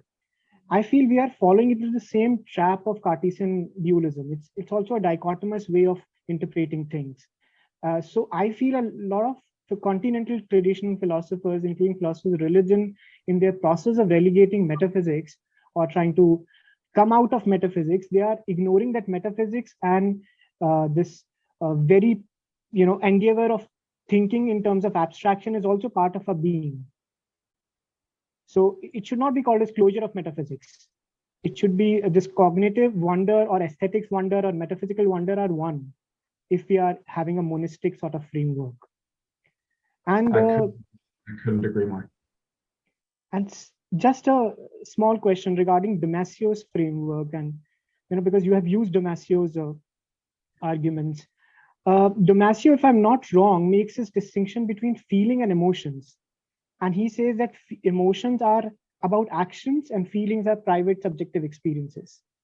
So do you agree with this dichotomy? I mean, not dichotomy, but sort of distinction that he makes between feelings and emotions?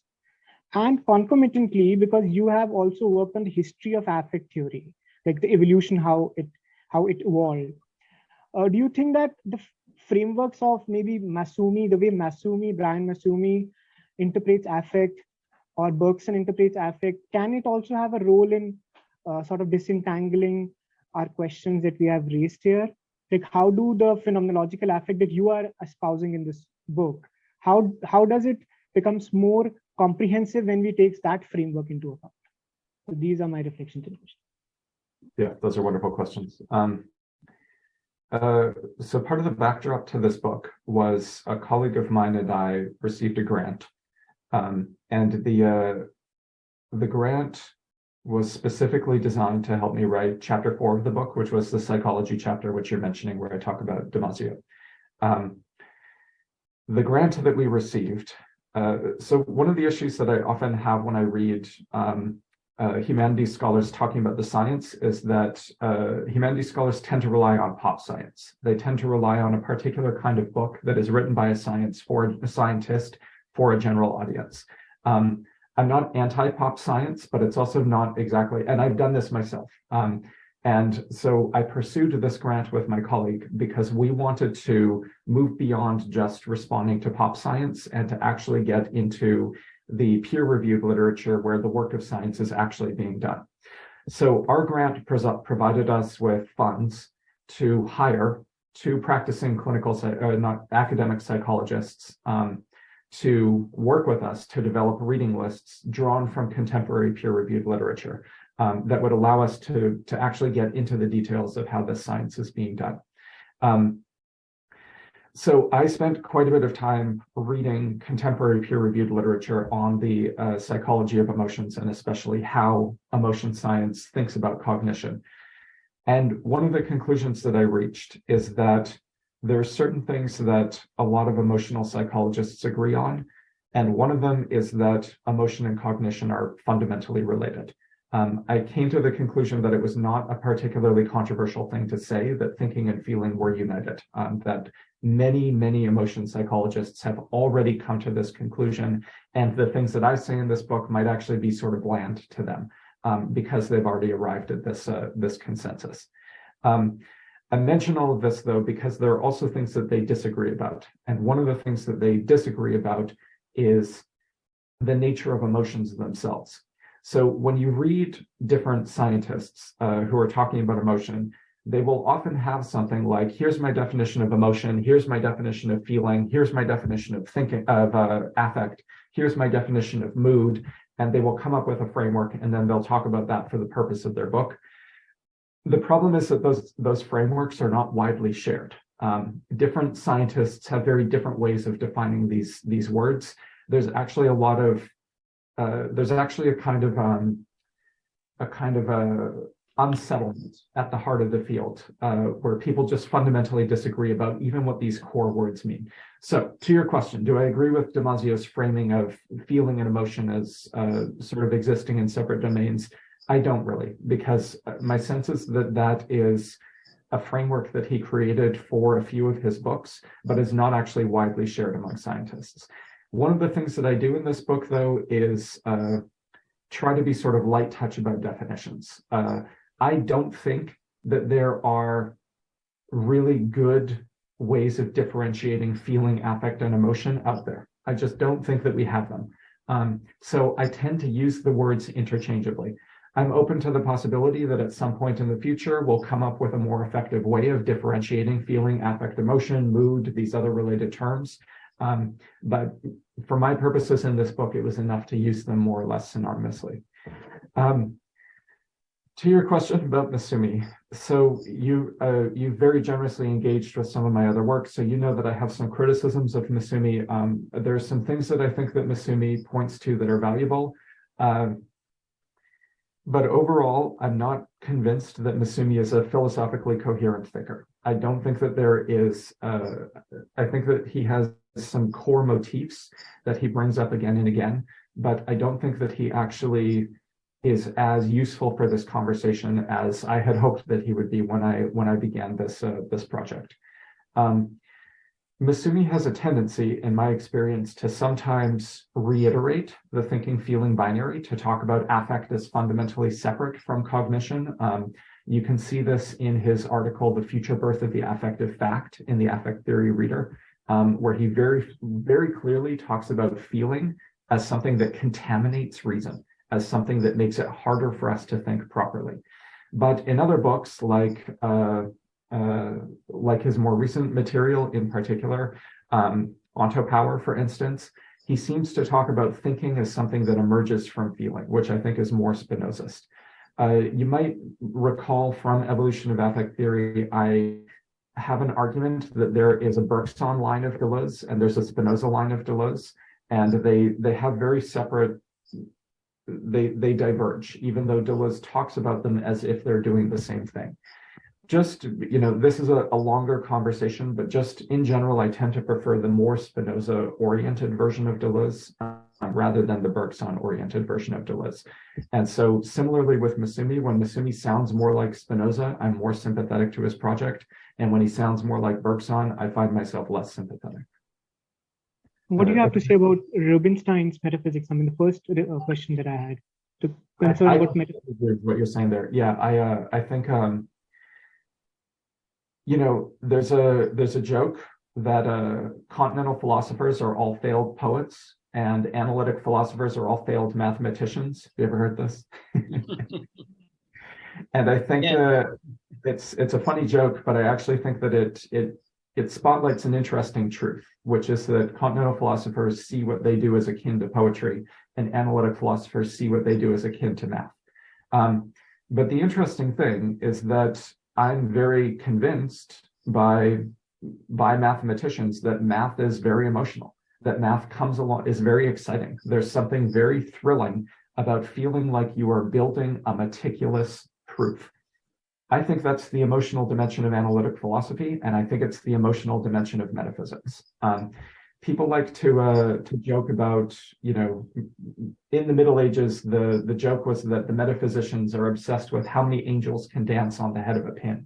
And this was taken as an example of how metaphysics had just spiraled off into irrelevance. That may or may not be true, but I actually think that thinking about metaphysics exactly as you characterize it, as a kind of intellectual adventure that comes along with an emotional, that comes along with a kind of emotional exhilaration that is associated with the intellectual operations that go into building a powerful metaphysical system. I think I'm very compelled by that. So yes, I would just second everything that you said along those lines. Thank you so much. I think I found your idea of definition very interesting. This idea itself is very positivist, that you need to define something so well that there is no interchangeability. I think definitions, the definition of definition should be worked out in terms of a spectrum, that the meaning is just a spectrum, and what is the transition point, we exactly don't know. It's a kind of a fuzzy boundary that we are operating with, but categories are like that most of the time. So your idea of this non-differentiating between feeling and emotion, I would like to put it like there's a spectrum where you can have a kind of feeling emotion continuum instead of really a separate domain, and then you try to compare. That is what happens with the reason also. I think this continuum they miss out, that there is no clear division between the two. There is a kind of interchangeability, and there is a kind of interconnectivity. And that is the way we should conceptualize the world. We should not conceptualize the world in binary. That's the central point I think I take from your book. Yeah, any other question? Yeah, if not, then I think we should have a conclusive round of discussion. Let me say something. I think it's very, very interesting point that you have been making, and I find that the creative theory group has many things common with your argument. Of course, the most important thing is being against duality. So we have been arguing against duality, and we have been talking about totalized ontology instead of being detotalized ontology. And something that we agree with Roy Bhaskar. I don't know if you are exposed to his work. Roy Bhaskar, Possibility of Naturalism, and also his first book called A Realist Theory of Science, which I think is an extraordinary work on philosophy of science. And he tries to accommodate, in fact, tries to argue the plurality, but then he also creates a kind of frame where that plurality could be adjusted to have an emergentist epistemology of science. Other thing I think is that the point that you have been making, which attracts us quite a lot, is, and you are not mentioning that though, the connectivity between being, thinking, and knowing. And now I would like to call it being, thinking, feeling, and knowing. So I thought that earlier I would put feeling within thinking. So thinking is feeling. So being, thinking, feeling, and knowing. So this connectivity, because the whole idea that Enlightenment project has pushed forward, that knowing is a very separate thing compared to all these things. The moment you start thinking of your being and you start philosophizing your being, then you enter in the realm of metaphysics. And then a duality is created. The moment you do that, the duality is created. I think this interconnectivity and that totalized ontology is very important point that connects you with our frame. There is a big debate that happened at some point between analytical philosophers and Indian philosophers, and the book is called In Defense of Metaphysics. This was a group of Indian philosophers, which is called Jaipur School, which was not believing in the project of rendering Indian philosophy to the Western audience in English language, but they were believing in philosophizing. So that debate, in that debate, they are making this point that this kind of detotalization would be dangerous for humanity. But then you lose the domain of feeling, emotions, intuition, and so many other things that you lose, which are very much integral to human beings. And that is how we are constituted. So if you disintegrate them totally, then there is a possibility of a rational world, but without any ethics. So I think that debate is very interesting. If you can have a look at that, that will be connecting us together on this. I liked your comment on racism. You know, I think as Swami Shyama Chaitanya mentioned, that we have a similar thing about communalism.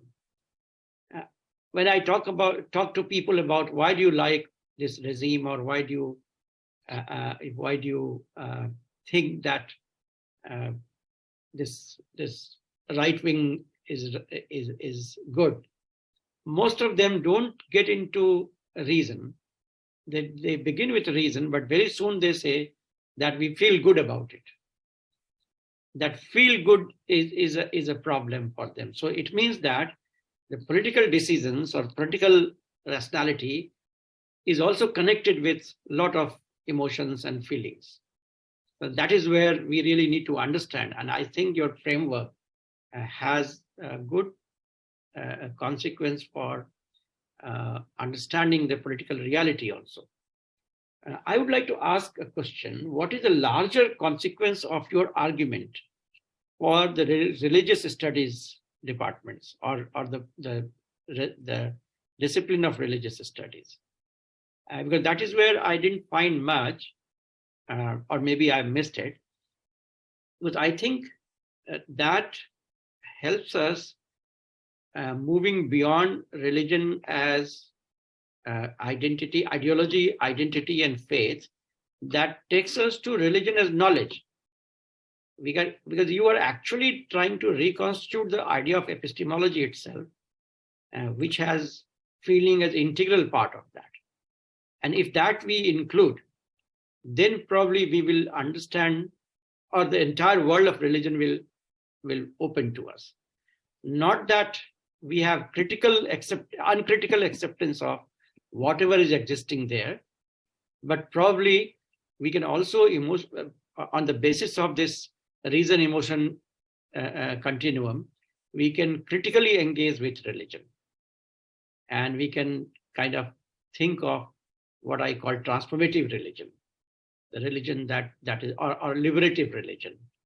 I mean, you have also mentioned about limits of Christianity, but probably Christianity supports this kind of duality in a way.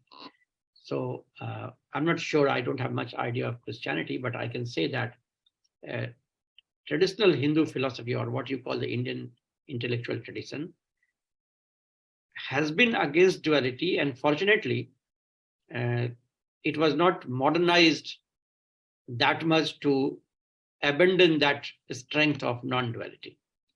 So that is where one can actually get a lot of resources to rethink about religion also.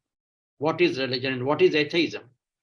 Like this question that Dawkins has been raising, Dev, about the existence of God, has never been an important question for Indian philosophers, I guess. I mean, all 6 schools of philosophy of Indian tradition, all of them begin with the same simple idea, that the purpose of the text is to solve 3 kinds of problems that human beings face. Daihik, Daivik, and Bhautik means the body facing from nature, environment and nature. And third, there are third kind of problem about which we don't know much, unknown problems. So the purpose of all these texts, all 6 philosophies, they define in this way, that they will solve human problem. They are not saying that through this you will reach to God. So I think this God debate that is, I mean, I and Varun have been debating about this, was never a concern for Buddhists. When there's a famous statement by Buddha, when Buddha was asked, does God exist? In 3 different contexts, he said 3 different things. Yes, it exists, does not exist, and I don't know. So his disciple asked him, why do you say so? You are wrong in one or other. He said, no, I have put everybody on the same state of mind that they will try to find out, because it's not relevant question for me. So probably this idea of reclaiming religion as knowledge system could be one of the effects of affect theory. I'm just trying to kind of know if you people are also thinking in this way. So if you want to respond to some, you can, and then we can wind up. Absolutely. Thank you. That's a wonderful set of reflections.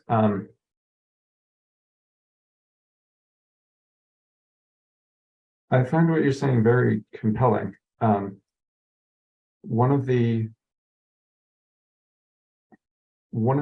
conversations that's taking place in religious studies in North America right now as a field is about the role of belief, the question to which we can understand religion as fundamentally being about belief. And Talal Asad, who I mentioned earlier, is one of the figures who has pushed back on the idea that the core of religion is belief. And he has suggested that we need to bring the body more imminently into conversations about religion. So I love this example of Buddhism saying that, God exists, does not exist, and I don't know, because in a way I hear Buddha saying something similar, saying that the core of what I am offering to you is not just belief.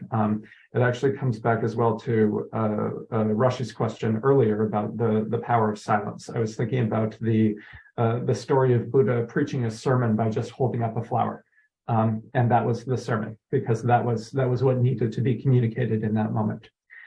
At the same time, I also think, like you, I'm committed to moving beyond binaries. And I think it's not just a matter of saying not only belief, but yes, also belief. Belief is also important. Belief does also do things.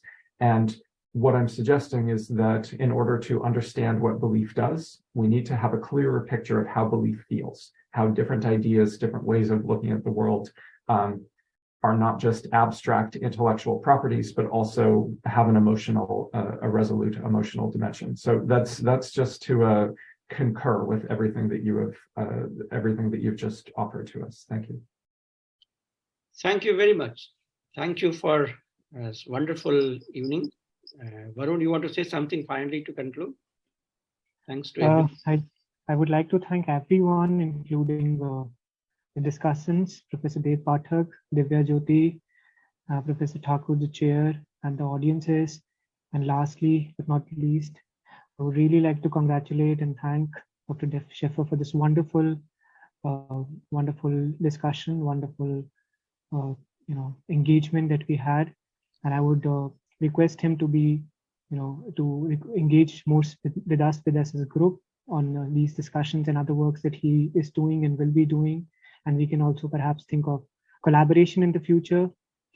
And because I think the thinking pattern between the group, the creative theory group, and what you are doing resonates at a lot of levels. So I would like to thank you again, and would like to, say if you want to say anything to the group or whatever you want to say, last lines to you. Yes, thank you. I'm sure it's late there, so I won't be long, but I just wanted to say thank you so much to all of you for this incredibly rich engagement with the book. I have so much to think about. I've got pages and pages of notes here from our conversation. So thank you all. I just could not be more grateful for the time and attention that you gave to this book and the commitment that you brought to this conversation. Thank you. Thank you. Thank you so much. Thank you. Thank you.